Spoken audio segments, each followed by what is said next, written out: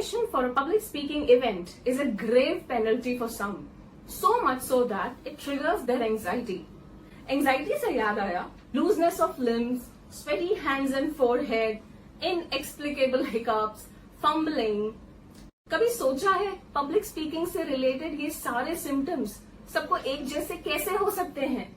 किसी में कम, किसी में ज्यादा, लेकिन fear of public speaking common क्यों है? I have cracked this answer for you, and if you want to know, stay tuned through the video, and if you are new to the channel, then please hit the subscribe button. To answer this, let's go way back to the prehistoric times when humans perceived eyes watching as an existential threat. Those eyes were likely predators and people were terrified of being eaten alive. In response to this reality, a part of our brain decides whether to fight or to flight, thereby causing stress and anxiety. Now you might be thinking, what does this has to do with public speaking, right? Our brains have transferred that ancient fear of being watched onto public speaking. So by default, public speaking anxiety is in our DNA now. We experience public speaking as an attack, and our brain sees the audience as the threatening predators and triggers a comparable response. Physical responses while speaking resemble to how their bodies would react to the physical signs of danger. Sweaty palms, palpitation, redness of face, shortness of breath, hiccups, fumbling, and hence this is a clear analogy. So, when speaking in front of a group, our mind sees those watching eyes as attack, and our subconscious mind does whatever necessary to protect ourselves. Like, we start looking at the slides, we start looking at the walls of the auditorium, or we break the eye contact with the audience, etc. It's just how our subconscious mind got programmed over the centuries.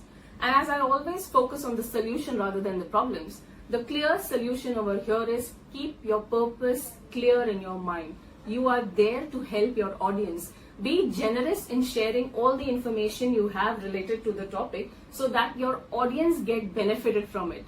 And when that feeling of generosity will take you to another level of confidence, it will also cool down your nerves and calm your senses, and it will make you a more proficient public speaker. The crux is be generous. Upscale your generosity. Instead of focusing on how will I perform, will I mess up, will I be asked questions, what if I fumble, rather shift your focus on did I share all the information I had with my audience? Can I further clear the doubts of my audience? Did my speech help the audience or still they have backlogs in their mind? In the last video, the question asked was, Hi Nikita ma'am, actually I have a question regarding public speaking. Whenever I am having a one-on-one, I am very confident about putting up my thoughts, but when I am into the crowd, I bluff a lot. So what should I do to overcome this, ma'am? For the answer, I would say do watch my previous series of videos for specific tips. And for the add-on, I would say refocus your brain. Just when you are about to speak, your brain will tell you, everyone is watching you, everyone is judging you, you will mess up. At exactly that point, refocus your brain. Remind yourself of the generosity that you are there to help the audience with the information you have about the topic.